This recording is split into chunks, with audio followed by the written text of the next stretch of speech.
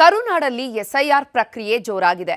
ಈ ಮಧ್ಯೆ ಹಲವು ಅನುಮಾನಗಳು ಎದ್ದಿದ್ದು ರಾಜಕೀಯ ಸಮರಕ್ಕೆ ನಾಂದಿ ಹಾಡಿದೆ. ಬೀದಿ ಬೀದಿಗಳಲ್ಲಿ ಎಸ್ಐಆರ್ ಮಾಡಲಾಗ್ತಿದೆ ಅಂತ ವಿಪಕ್ಷಗಳು ಸಿಡಿದೆದ್ದಿವೆ. ಈ ಮಧ್ಯೆ ಕೇಂದ್ರ ಸಚಿವ ಕುಮಾರಸ್ವಾಮಿ ವಿಡಿಯೋ ಬಾಂಬ್ ಸಿಡಿಸಿದ್ದಾರೆ.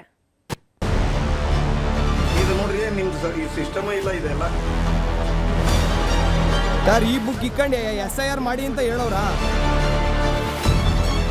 ರಾಜ್ಯಾದ್ಯಂತ ನಡೆಯುತ್ತಿರುವ ಎಸ್ಐಆರ್ ಪ್ರಕ್ರಿಯೆಗಳ ಬಗ್ಗೆ ಅನುಮಾನಗಳು ಎದ್ದಿವೆ.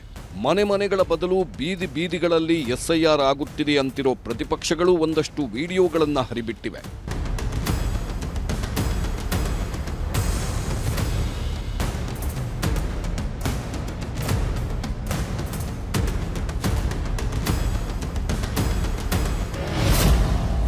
ವಿಡಿಯೋ 1, ಚೌಲ್ಟ್ರಿಯಲ್ಲಿ ಎಸ್ಐಆರ್, ರಾಮನಗರ. ವಿಡಿಯೋ 2, ಒಂದೇ ಮನೆಯಲ್ಲಿ ಎಸ್ಐಆರ್, ಕುಣಿಗಲ್. ವಿಡಿಯೋ 3, ಮಸೀದಿಯಲ್ಲಿ SIR, BTM layout, Bengaluru.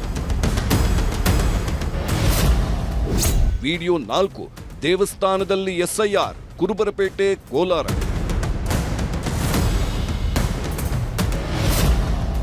Video 5, ಸಾರ್ವಜನಿಕ ಸ್ಥಳದಲ್ಲೇ ಎಸ್ಐಆರ್, ಮೈಸೂರು. ವಿಡಿಯೋ 6, ಒಂದೇ ಪಾಯಿಂಟ್ನಲ್ಲಿ ಎಸ್ಐಆರ್, ಬ್ಯಾಟ್ರಾಯನ್ಪುರ, ಬೆಂಗಳೂರು.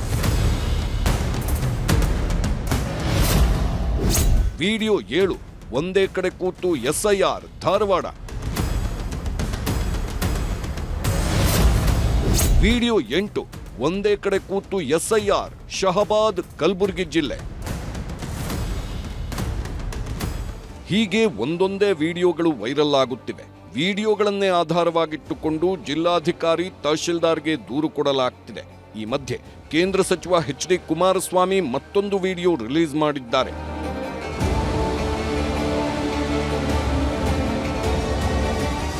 ಯಶವಂತಪುರದ ಮಹಾನ್ ನಾಯಕರು ಅಭಿವೃದ್ಧಿಗೋಸ್ಕರವಾಗಿ ಕಾಂಗ್ರೆಸ್ ಬೆಂಬಲ ಕೇಳಲಿಕ್ಕೆ ಹೋಗಿದ್ದೀನಿ ಅವರ ಮಂತ್ರಿಗಳ ಹತ್ರ ಅಂತ ಹೇಳ್ತಾ ಇದ್ದಂಥ ವ್ಯಕ್ತಿ ಯಾವ ಸಂದರ್ಭದಲ್ಲಿ ಯಾವ ಪಕ್ಷ ಅದೆಲ್ಲ ಅವರವರ ಹಣೆಬರ ಇರಲಿ, ಇಡೀ ರಾಜ್ಯದ ಅಧಿಕಾರಿಗಳಿಗೆ ಈ ಸರ್ಕಾರದ ಗುಲಾಮರಾಗಿ ಕೆಲಸ ಮಾಡಿ ಅಂತ ಹೇಳಿರಬೇಕು. ಬಹುಶಃ ಕೇಂದ್ರ ಸರ್ಕಾರದ ಕೇಂದ್ರ ಸರ್ಕಾರ ಅಲ್ಲ, ಕೇಂದ್ರದ ಚುನಾವಣಾ ಆಯುಕ್ತರಿಗೂ ಸಹ ಸಮಯ ಕೇಳಿ ಅಲ್ಲೂ ಭೇಟಿ ಮಾಡಿ ಇವತ್ತು ಈ ರಾಜ್ಯದಲ್ಲಿರ್ತಕ್ಕಂಥ ಅಧಿಕಾರಿಗಳನ್ನೇ ಮುಂದುವರಿಸಿ ಈ ಒಂದು ಪ್ರಕ್ರಿಯೆಗಳನ್ನು ನಡೆಸಿದರೆ ಈ ರಾಜ್ಯ ಸಂವಿಧಾನವನ್ನು ಸಂಪೂರ್ಣವಾಗಿ ಕೊಲೆಗಡಕರು ಇವರು ಬೇರೆಯವ್ರಿಗೆ ಹೇಳ್ತಾರೆ.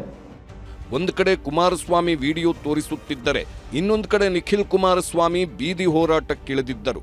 ರಾಮನಗರದ ಡಿಸಿ ಕಚೇರಿ ಎದುರು ಬಿಜೆಪಿ ಹಾಗೂ ಜೆಡಿಎಸ್ ಜಂಟಿಯಾಗಿ ಪ್ರತಿಭಟನೆ ಮಾಡಿದವು. ರಾಮನಗರದ ಎಸ್ಐಆರ್ ಪ್ರಕ್ರಿಯೆ ಸ್ಥಗಿತಕ್ಕೆ ಒತ್ತಾಯ ಮಾಡಿದ್ರು. ಸಾಕ್ಷಿ ಪ್ರೆಸೆಂಟೇಷನ್ ಮಾಡಿದೀವಿ, ಇನ್ಯಾರು ಕಾಯ್ತಾ ಇದೀರಿ? ಇನ್ಯಾವ ಸಾಕ್ಷಿ ಬೇಕು? ಒಳಗಡೆ ಕೂತ್ಕೊಂಡು ಅಲ್ಲಿ ಮಕ ಮುಚ್ಚಿದವ್ರನ್ನೇ ಪ್ರತಿನಿಧಿಯಾಗಿ ಮಾಡಿ ಈ ಒಂದು PLO ಅಪಾಯಿಂಟ್ಮೆಂಟ್ ವಿಚಾರದಲ್ಲಿ ಅವ್ರನ್ನ ಸಸ್ಪೆನ್ಷನ್ ಮಾಡಿ. ರಾಜ್ಯ ಸರ್ಕಾರದ ಎಸ್ಐಆರ್ ಪ್ರಕ್ರಿಯೆಯನ್ನ ರಾಜ್ಯ ಬಿಜೆಪಿ ಘಟಕ ಕೂಡ ಟೀಕಿಸಿದೆ. ಪ್ರತಿಪಕ್ಷ ನಾಯಕ ಆರ್ ಅಶೋಕ್ ಕೂಡ ಒಂದು ವಿಡಿಯೋ ರಿಲೀಸ್ ಮಾಡಿ ಎಸ್ಐಆರ್ ಅಕ್ರಮದ ಬಗ್ಗೆ ಪ್ರಶ್ನೆ ಮಾಡಿದ್ರು.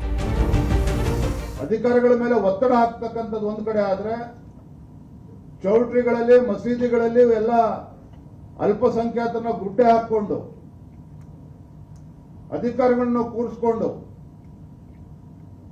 ಹಿಂದೂಗಳಿಗೆ ಅನ್ಯಾಯ ಮಾಡುವಂತ ಕೆಲಸವನ್ನು ಕೂಡ ಮಾಡ್ತಾ ಇದ್ದಾರೆ. ಸುಮಾರು 20-25 ಲಕ್ಷ ಇರುವಂತ ಬಾಂಗ್ಲಾದೇಶದವ್ರನ್ನ ವೋಟ್ಗೋಸ್ಕರ ಸೇರಿಸುವಂತ ಒಂದು ಷಡ್ಯಂತ್ರವನ್ನ ಕಾಂಗ್ರೆಸ್ ಪಾರ್ಟಿ DK ಶಿವಕುಮಾರ್ ಅವರು ಮಾಡ್ತಾ ಇದ್ದಾರೆ. ಈ ಗುಂಪಾಗಿ ಅಕ್ರಮವಾಗಿ ಅರ್ಜಿ ಭರ್ತಿ ಮಾಡುವಂಥ ಸ್ಕೀಮ್ ಏನಿದೆ ಇದು SIR ಅಲ್ಲಿಲ್ಲ. ಮತ್ತು ನಕಲಿ ಪ್ರಮಾಣ ಪತ್ರಗಳನ್ನು ತೆಗೆದುಕೊಂಡು ದಾಖಲೆಗಳನ್ನು ನಿರ್ಮಾಣ ಮಾಡುವಂಥ ಒಂದು ಷಡ್ಯಂತ್ರವನ್ನು ಕೂಡ ಮಾಡ್ತಾ ಇದೆ. ಬಿಜೆಪಿ ಹಾಗೂ ಜೆಡಿಎಸ್ನ ಈ ಎಲ್ಲ ಆರೋಪಗಳಿಗೆ ಆಡಳಿತ ಪಕ್ಷ ಕೂಡ ಸ್ಪಷ್ಟತೆ ಕೊಟ್ಟಿದೆ. ಚೌಲ್ಟ್ರಿಗಳಲ್ಲಿ ಎಲ್ಲೂ ಮಾಡಬಾರದು, ಅದು ಅಕ್ರಮ ಅಂತ ನಿನ್ನೆ ಖುದ್ದು ಸಿಎಂ ಅವರೇ ಹೇಳಿದ್ದಾರೆ. ನನಗೂ ಮಾಹಿತಿ ಬಂದಿದೆ, ನಾನು ಅದಕ್ಕೆ ಹೇಳ್ತಾ ಇದ್ದೀನಿ, ಯಾವ ಕಲ್ಯಾಣ ಮಂಟಪದಲ್ಲಿ ಮಾಡೋದೆಲ್ಲ ಕಾನೂನು ಬಾಹಿರಿ, ಯಾರೇ ಮಾಡಿದ್ರದ್ದು ತಪ್ಪು, ಅದಕ್ಕೆ ಅವಕಾಶ ಕೊಡೋದಿಲ್ಲ. I have strictly warned Even our MLA also trying to do it also, we will not allow for this. ಈ ಎಲ್ಲ ರಾಜಕೀಯ ಜಟಾಪಟಿಗಳ ಮಧ್ಯೆಯೇ ರಾಜ್ಯ ಚುನಾವಣಾ ಆಯೋಗ ಅಲರ್ಟ್ ಆಗಿದೆ. ಬಿಎಲ್ಒಗಳಿಗೆ ಕಟ್ಟುನಿಟ್ಟಿನ ಸೂಚನೆ ಕೊಟ್ಟಿದೆ. ಆಯೋಗದ ಮಾರ್ಗಸೂಚಿಗಳ ಪ್ರಕಾರವೇ ಅರ್ಜಿ ವಿತರಿಸಬೇಕು. ಆಯೋಗದ ನಿರ್ದೇಶನ ಮಾರ್ಗಸೂಚಿಗಳನ್ನು ಕಟ್ಟುನಿಟ್ಟಾಗಿ ಪಾಲಿಸಬೇಕು. ಮನೆ ಮನೆಗೆ ಭೇಟಿ ನೀಡುವಂತೆ ಬಿಎಲ್ಒಗಳಿಗೆ ನಿರ್ದೇಶನ ನೀಡಬೇಕು ಎಂದು ಮೇಲಾಧಿಕಾರಿಗಳಿಗೆ ಸೂಚಿಸಿದೆ. ಹಾಗೆ ಫಾರಂ ತುಂಬಲು ಕಷ್ಟಪಡುವ ಮತದಾರರಿಗೆ ಸಹಾಯ ಮಾಡಬೇಕು. ಸಹಾಯಕ್ಕಾಗಿ ಮತದಾರರ ಸೌಲಭ್ಯ ಕೇಂದ್ರಗಳ ಬಗ್ಗೆ ಪ್ರಚಾರ ಮಾಡಬೇಕು ಎಂದು ಆಯೋಗ ಹೇಳಿದೆ. ಈ ಎಲ್ಲದರ ಮಧ್ಯೆ ಇದೀಗ ಕೇಂದ್ರ ಚುನಾವಣಾ ಆಯೋಗ ಏನು ಮಾಡುತ್ತೆ ಅನ್ನೋದೇ ಕುತೂಹಲ. ಕೇಂದ್ರ ಆಯೋಗ ಮಧ್ಯಪ್ರವೇಶ ಮಾಡಿದ್ರೆ ರಾಜ್ಯದಲ್ಲಿ ಇನ್ನೊಂದಷ್ಟು ರಾಜಕೀಯ ಮೇಲಾಟಗಳಿಗೆ ವೇದಿಕೆ ಆಗೋದಂತೂ ನಿಶ್ಚಿತ. Bureau report, news 18.